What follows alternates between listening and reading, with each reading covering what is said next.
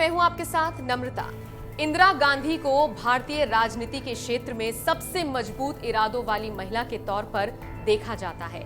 इंदिरा ने अपने राजनीतिक करियर में इस तरह के कई फैसले लिए जिन्हें आज भी भारतीय इतिहास में याद किया जाता है।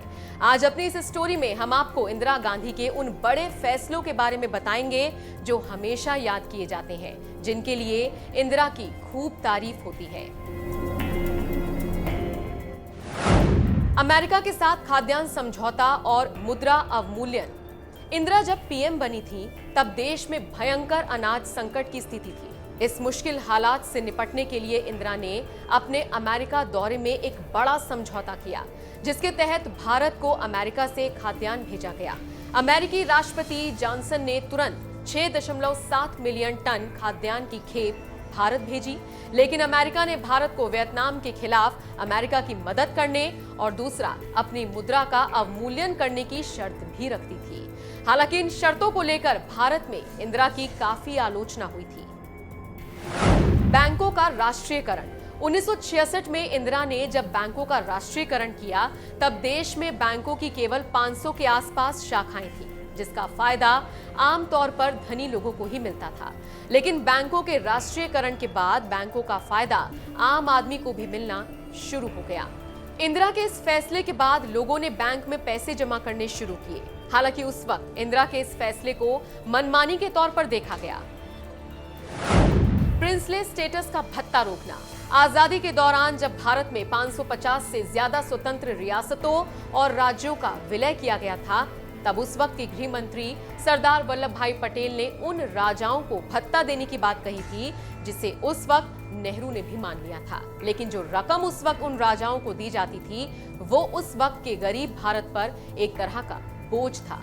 हालांकि राजाओं के पास धन की कोई कमी नहीं थी। इस बात को देखते हुए 1969 में इंदिरा गांधी ने समान अधिकार का तर्क रखते हुए इस भत्ते को बंद करने का प्रस्ताव संसद में रखा, जो उस समय तो राज्यसभा में गिर गया। लेकिन जब इंदिरा 1971 में दोबारा जीतकर सत्ता में आई तो उन्होंने इस प्रस्ताव को पास कराकर भारत के राजकोष को फायदा पहुंचाया। कांग्रेस का विभाजन करना। 1969 में एक वक्त वो भी आया था जब कांग्रेस सिंडिकेट इंदिरा गांधी को पद से उतारने की तैयारी में लग गया था। तब इंदिरा ने वाम पार्टियों के उम्मीदवार वीवी गिरी को समर्थन देते हुए कांग्रेस के राष्ट्रपति पद के उम्मीदवार नीलम संजीव रेड्डी को हरा दिया। इंदिरा के इस काम पर कांग्रेस के सिंडिकेट ने इंदिरा के खिलाफ कार्रवाई करते हुए उन्हें पार्टी से निष्कासित कर दिया। इसके बाद इंदिरा ने अपनी अलग पार्टी बना ली। इंदिरा के इस कदम को कुछ लोग उनकी जिद कहते हैं तो कुछ हिटलरशाही।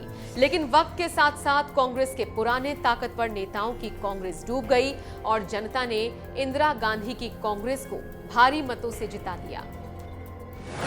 नया बांग्लादेश बनाया। पाकिस्तान बनने के बाद से उसके पूर्वी हिस्से में लगातार बंगालियों के खिलाफ दमन चक्र ही नहीं चल रहा था, बल्कि पाकिस्तान के हुक्मरान पूर्वी पाकिस्तान के नेताओं को भी उभरने में रुकावट पैदा कर रहे थे। इसके चलते भारत में बड़े पैमाने पर शरणार्थी आने लगे। भारत ने इसे लेकर पाकिस्तान को चेतावनी दी, जिस पर अमेरिका ने भारत को घुड़की दी कि अगर उसने पाकिस्तान के खिलाफ कोई भी कार्रवाई की तो अंजाम अच्छा नहीं होगा। इसके बाद भी भारत ने पूर्वी पाकिस्तान में सेनाएं भेजकर इस इलाके को आजाद करा दिया, जो बांग्लादेश के तौर पर सामने आया। अमेरिका लाख चाहकर भी इस मामले में कुछ नहीं कर पाया। इसने दुनिया भर में इंदिरा गांधी की छवि को काफी मजबूत किया था। गरीबी हटाओ। 1971 में इंदिरा गांधी ने विपक्षियों की अपील इंदिरा हटाओ के जवाब में गरीबी हटाओ का नारा दिया। इसके तहत वित्त पोषण, ग्राम विकास, पर्यवेक्षण और कर्मीकरण आदि कार्यक्रम प्रस्तावित किए गए। बेशक इन कार्यक्रमों से इंदिरा गरीबी हटाने में कामयाब न हो पाई, लेकिन इंदिरा गांधी के इस नारे ने काम किया और उन्होंने चुनाव जीत लिया। आपातकाल।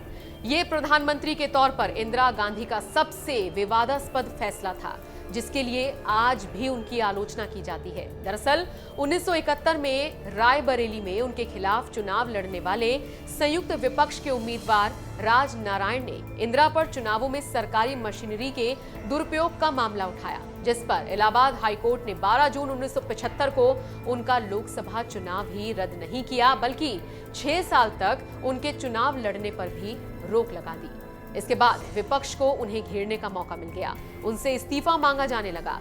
जयप्रकाश नारायण की अगुवाई में विपक्ष ने देश भर में प्रदर्शन करने शुरू किए, हड़तालें होने लगी।